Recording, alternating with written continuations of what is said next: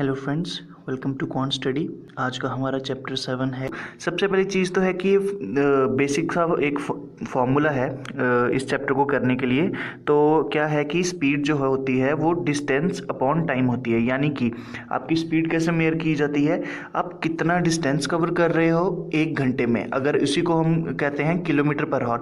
अगर हमें वही चीज़ मीटर पर सेकंड में करनी है तो हम देखेंगे कि एक सेकंड में हम कितने मीटर कवर कर रहे हैं, तो उसको हम नाम देते हैं स्पीड का। इन्हीं को आगे पीछे करोगे तो ऐसे दो फॉर्मूलेज और निकलेंगे, time is equals to distance upon speed और distance is equals to speed into time. ये बेसिक से फॉर्मूलेज हैं, इसमें से कोई भी एक फॉर्मूला याद कर लो।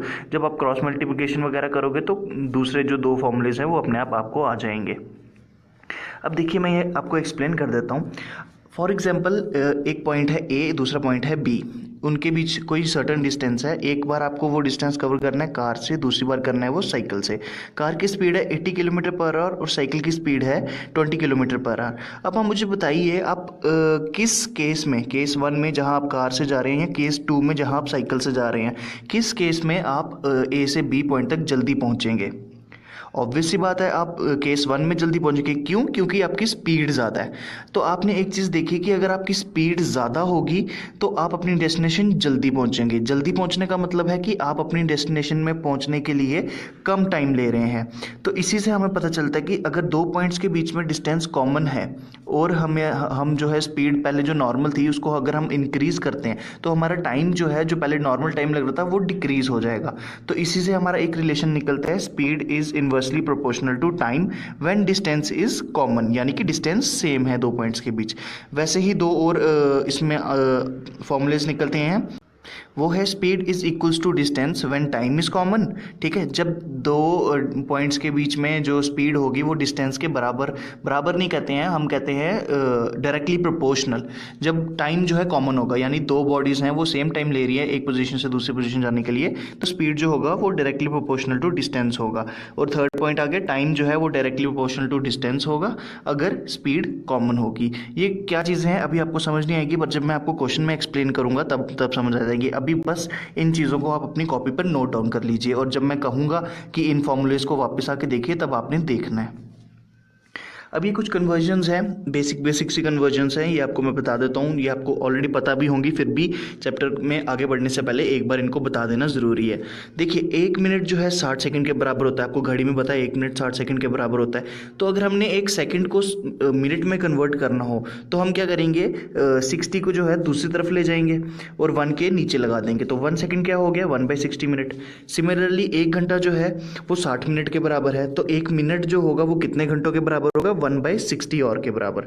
ठीक है, थर्ड कंसेप्ट आ गया और सेकंड के बीच का रिलेशन। आपको पता है कि 1 घंटे में 60 मिनट होते हैं और 1 मिनट में 60 सेकंड होते हैं। तो जब हम और सेकंड का रिलेशन निकालेंगे तो 1 घंटे में 60 × 60 which is equals to 3600 second होंगे। ये 60 × 60 कैसे आया?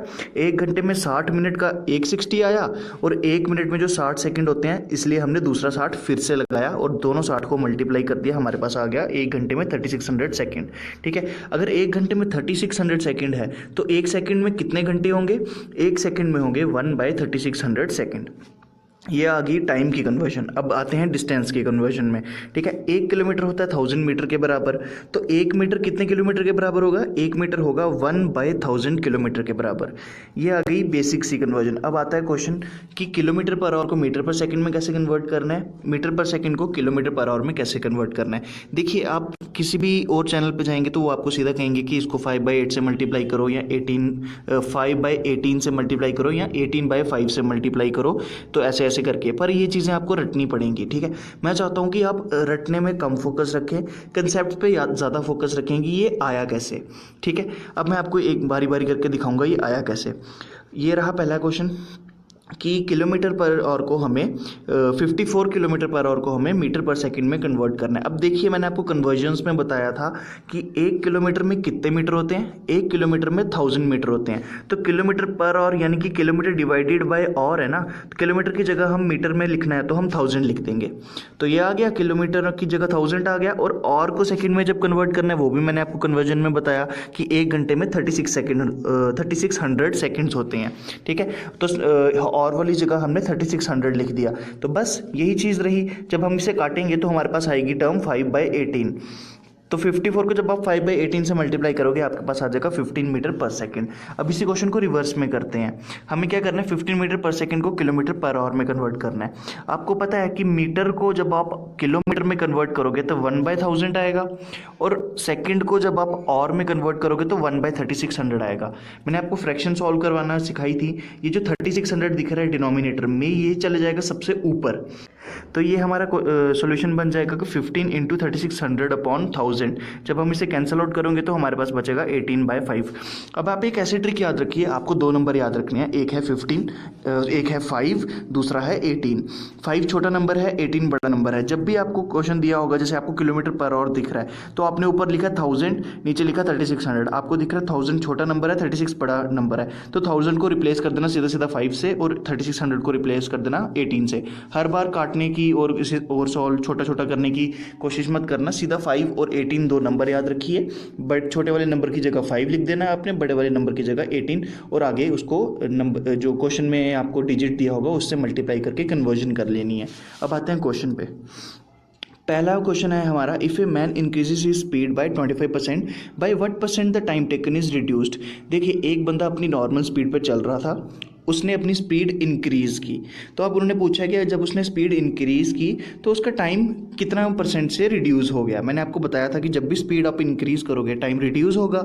ये मैंने आपको अब भी अच्छे से एक्सप्लेन किया। For common distance speed is inversely proportional to time, यानी स्पीड इंक्रीज़ हो रही है तो टाइम डिक्रीज़ हो रहा है। वही चीज़ क्वेश्चन में पूछी हुई है। देखिए, आपको मैंने परसेंटेज चैप्टर में कहा था कि ये परसेंटेजेस जो है आपने याद करनी है, तो उसके हिसाब से आपको ये चीज़ पता होनी चाहिए कि 25% की वैल्यू होती है 1/4, और जो 1/4 में डिनोमिनेटर है जो 4 है उसको हम क्या कहते हैं, उसी से हम क्वेश्चन शुरू करते हैं। अब क्वेश्चन कहा हुआ है कि 25% से स्पीड इंक्रीज़ हो रही है, 25% नहीं हो रही है, 25% से इंक्रीज़ हो रही है। ये जो इंक्रीज़ वर्ड है इसका बहुत अहमियत है इस क्वेश्चन में।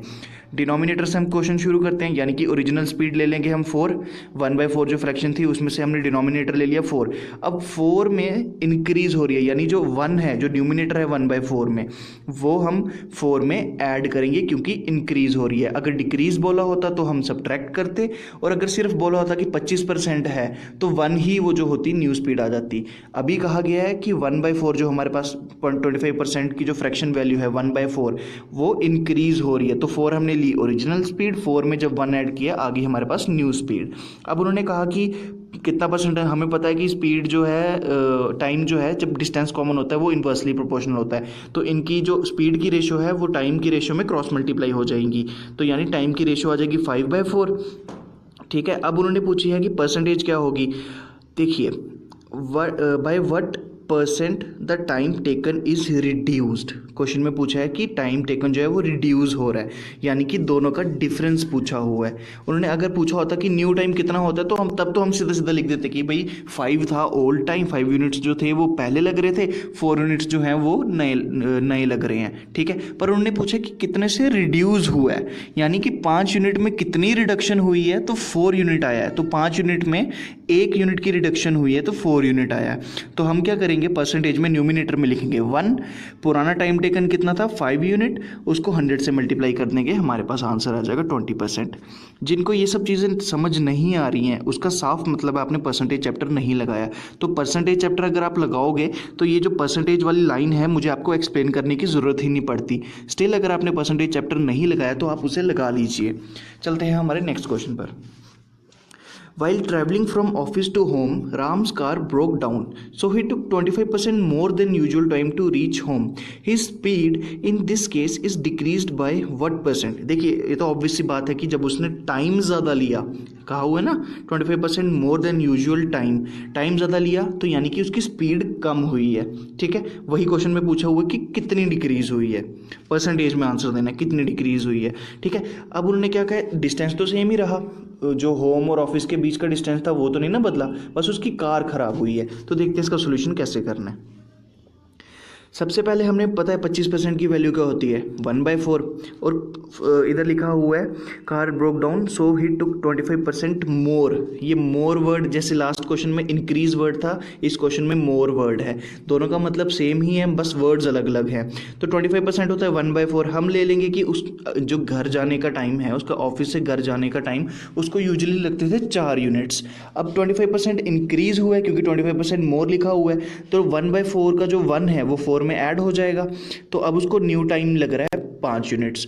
ये 4 यूनिट्स आया। ओरिजिनल जो हमारी 25% की फ्रैक्शन वैल्यू थी उसका डिनोमिनेटर ये 4 यूनिट आया, उसी के डिनोमिनेटर में उसका न्यूमिनेटर ऐड हुआ 1 यूनिट, तो हमारे पास आ गया न्यू टाइम।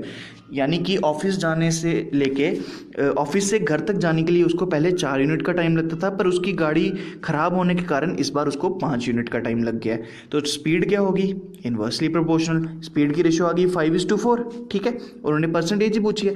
अब देखिए, मैंने पिछले क्वेश्चन में बताया था रिडक्शन की बात चल रही थी, तो हमने देखा कि 5 से 4 में 1 यूनिट की रिडक्शन हो रही है। इस क्वेश्चन में रिडक्शन की नहीं पूछे, इस क्वेश्चन में उन्होंने बोला कि पहले जो स्पीड थी उसके मुकाबले अब की स्पीड जो है वो कितनी हो गई उसकी, है ना, कितनी होगी। अब इसमें तो कहीं भी क्वेश्चन में ही speed in this case is what percent of usual one, इसमें तो कहीं इंक्रीज या डिक्रीज की बात नहीं ना चल रही। इसमें तो सीधा सीधा पूछा है कि पहले की स्पीड के मुकाबले उसकी स्पीड अब क्या होगी।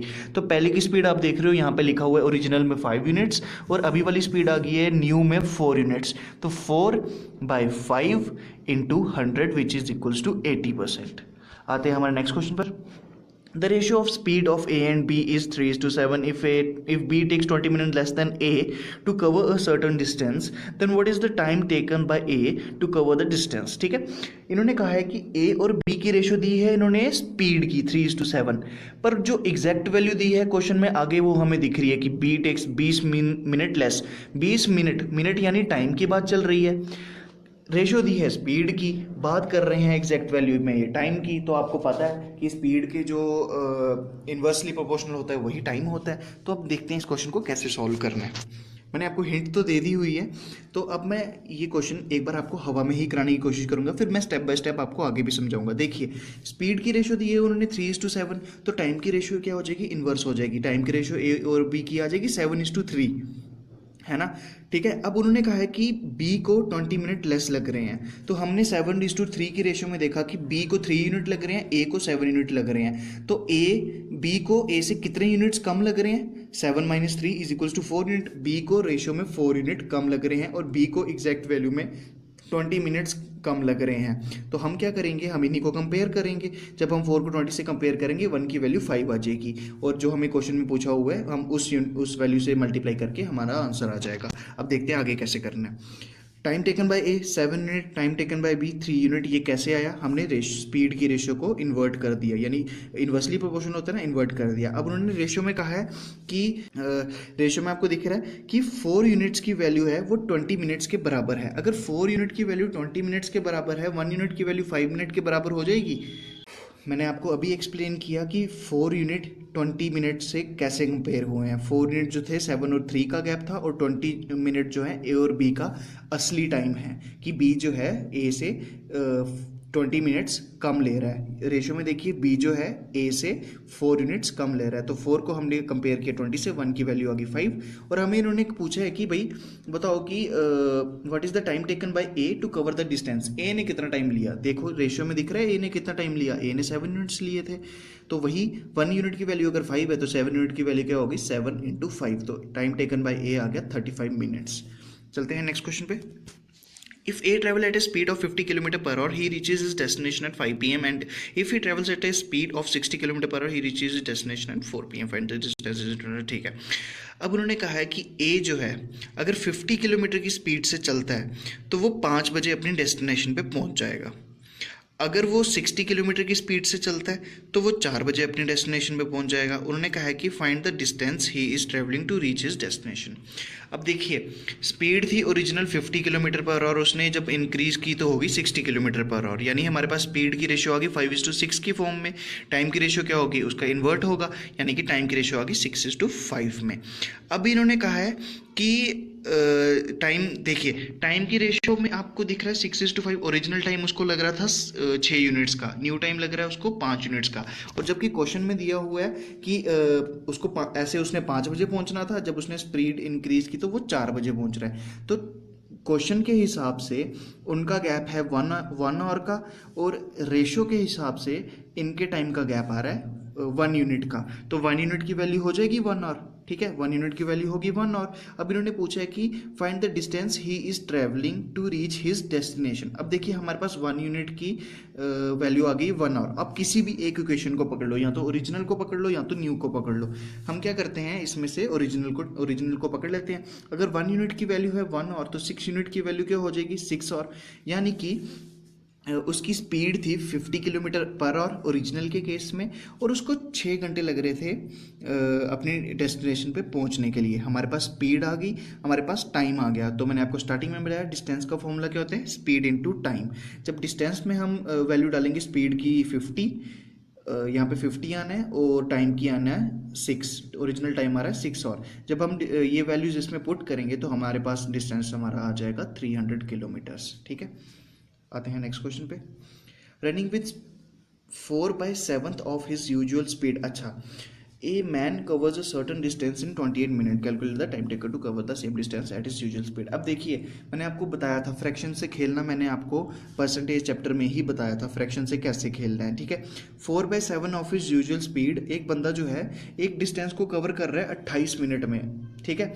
यानी कि उसने 4/7 से, आपको दिख रहा है कि ऊपर न्यूमिनेटर छोटा है डिनोमिनेटर बड़ा है, तो उसकी जो स्पीड होगी वो ऑब्वियसली कम की होगी, उसने कम की होगी। क्योंकि आप 4/7 को सॉल्व भी करने की कोशिश करो, 0 पॉइंट समथिंग में इसका आंसर आएगा, और 0 पॉइंट समथिंग का आंसर का मतलब हुआ कि उसकी स्पीड कम हो रही है। अगर स्पीड कम हो रही है तो टाइम बढ़ेगा, ठीक है, क्योंकि टाइम जो है इनवर्सली प्रोपोर्शनल में। अब आते हैं इस क्वेश्चन को कैसे करना। देखिए उन्होंने कहा कि 4/7 ऑफ हिज यूजुअल स्पीड। मैंने आपको बताया है कि जब भी हमारे पास फ्रैक्शन दिए हो हम डिनोमिनेटर से अपना क्वेश्चन शुरू करते हैं। अगर यूजुअल स्पीड की बात चल रही है और 4/7 हमारे पास फ्रैक्शन है, तो इसमें से डिनोमिनेटर ही यूजुअल स्पीड होगी, ठीक है। तो हमने ओरिजिनल स्पीड दे दी 7, और न्यू स्पीड क्या आ गई 4, क्योंकि उन्होंने कहा 4/7 ऑफ यूजुअल स्पीड। अब देखिए यहाँ पे 4/7 ऑफ यूजुअल स्पीड का है, यहीं पे मोर और लेस का कंसेप्ट होता तो हम 7 में 4 की एडिशन या सब्ट्रैक्शन करते एज पर क्वेश्चन की रिक्वायरमेंट। पर उन्होंने मोर और लेस नहीं कहा है, उन्होंने सीधा सीधा कहा है कि 4/7 ऑफ इज यूजुअल स्पीड। तो 7 हमने ओरिजिनल, न्यू आ गई हमारे पास 4। ये चल रही थी स्पीड की बात। टाइम हो जाएगा इसी का इनवर्स, टाइम आ जाएगा हमारे पास 4 यूनिट्स ओरिजिनल, 7 यूनिट्स न्यू। अब इन्होंने जो हमारे आगे स्टेटमेंट दी हुई है, man covers a certain distance in 28 minute, 28 minute भी टाइम की वैल्यू है। अब देखिए क्वेश्चन को हिंदी में समझिए और इसे डिकोड करने की कोशिश कीजिए। 4/7 यानी कि अपनी स्पीड रिड्यूस करने के बाद बंदे को एक डिस्टेंस को कवर करने में 28 मिनट लग रहे हैं। यानी कि बंदे ने अपनी जो स्पीड थी रिड्यूस की, उसका टाइम इंक्रीज हो गया। वैसे ही रेशियो में देखिए, पहले उसका टाइम कम लग रहा था, यानी पहले उसका टाइम 4 यूनिट्स लग रहा था, उसका टाइम इंक्रीज हो गया, वो बन गया 7 यूनिट, और इसी 7 यूनिट की वैल्यू दी हुई है उन्होंने 28 मिनट। तो 7 की वैल्यू आ गई 28, 1 की वैल्यू आ गई 4। आपको ये पॉइंट समझ आया? ये लाइन काफ़ी इंपॉर्टेंट है। देखो उन्होंने कहा है एक बंदा भाग रहा था, उसने अपनी स्पीड रिड्यूस की, तो स्पीड रिड्यूस करने के बाद ऑब्वियस सी बात है उसका टाइम इंक्रीज होगा। जो टाइम इंक्रीज होगा वो उन्होंने क्वेश्चन में मेंशन नहीं किया है, वो हमने अपनी कॉमन सेंस से लगाया है कि टाइम इंक्रीज होगा। यहाँ पे फिर जब हम रेशियो पे आए हमें दिख रहा था कि पहले उसका टाइम कम था, उसका टाइम इंक्रीज हुआ, और उसी इंक्रीज्ड टाइम की वैल्यू दी थी इन्होंने 28 मिनट। तो 7 यूनिट्स की वैल्यू आई 28 मिनट, 1 यूनिट की वैल्यू आ गई 4 मिनट। इन्होंने कहा है calculate the time taken to cover the same distance at usual speed, ठीक है। यूजुअल स्पीड पे जो वो आप डिस्टेंस को कवर करेगा वो टाइम भी तो यूजुअल टाइम ही आएगा, यानी कि हमें 4 यूनिट को कैलकुलेट करना है। अगर 1 यूनिट की वैल्यू है 4 मिनट, तो 4 यूनिट की वैल्यू क्या होगी, 4 यूनिट की वैल्यू होगी 16 मिनट्स। लास्ट क्वेश्चन है हमारा आज के पार्ट 1 का। 2 men start together to walk a certain distance, one at 4 kilometre and another at 3 kilometre. देखिए दो बंदे हैं, पहला बंदा जो है 4 किलोमीटर पर आवर की स्पीड पे चल रहा है और दूसरा बंदा 3 किलोमीटर पर आवर की स्पीड पे चल रहा है। डिस्टेंस सेम ही है, बस बंदों की स्पीड अलग अलग है। अब इधर दिया हुआ the former arrives half an hour before the latter. अब फॉर्मर और लेटर का मतलब पता क्या होता है? फॉर्मर होता है पहले वाला बंदा, लेटर होता है बाद वाला बंदा। देखिए हम लेटर कहते हैं ना, जैसे कहते हैं कि सी यू लेटर, तो मैं बाद में मिलूंगा मैं, ठीक है। तो लेटर से आपने लेटर का याद रखना है। लेटर का मतलब हो गया बाद वाला बंदा जिसका बाद में जिक्र किया गया है, और फॉर्मर का मतलब हो गया पहले वाला बंदा जिसका पहले जिक्र किया हुआ है। तो ये कह रहे हैं कि जो बंदा 4 किलोमीटर की पर आवर की स्पीड में चल रहा है वो पहले पहुंचेगा। कितना पहले पहुंचेगा? दूसरे बंदे से आधा घंटा पहले पहुंचेगा। तो इन्होंने कहा है डिस्टेंस बताओ। अब वही चीज़ हमने लिखी, मैन 1 जो है 4 किलोमीटर की स्पीड में चल रहा है, मैन 2 3 किलोमीटर की स्पीड में चल रहा है। टाइम की रेशो इनकी इन्वर्स हो जाएगी, यानी कि पहला बंदे को 3 यूनिट्स लग रहे हैं डिस्टेंस कवर करने में, दूसरे बंदे को 4 यूनिट्स लग रहे हैं डिस्टेंस कवर करने में। इनके रेशियो में टाइम का गैप क्या आ रहा है? 1। जबकि इनके एग्जैक्ट वैल्यू में टाइम का गैप क्या आ रहा है? ये देखो यहाँ लिखा हुआ है हाफ एन आवर, ठीक है। तो 1 यूनिट की वैल्यू होगी हाफ एन आवर, ठीक है। तो 1 यूनिट की वैल्यू यहाँ पर आपको दिख रही है हाफ एन आवर होगी। अब उन्होंने पूछा है फाइंड द डिस्टेंस। हम डिस्टेंस दोनों में से किसी एक को भी लेके कर सकते हैं। हमने क्या किया, पहले वाली इक्वेशन ले ली, यानी यूजुअल मैन 1 वाली इक्वेशन ले ली। अगर 1 यूनिट की वैल्यू आ रही है 1/2, तो 3 यूनिट की वैल्यू आ जाएगी 3 इंटू 1/2। 3 इंटू 1/2 को जब आप सॉल्व करोगे तो 3/2 बन जाएगा।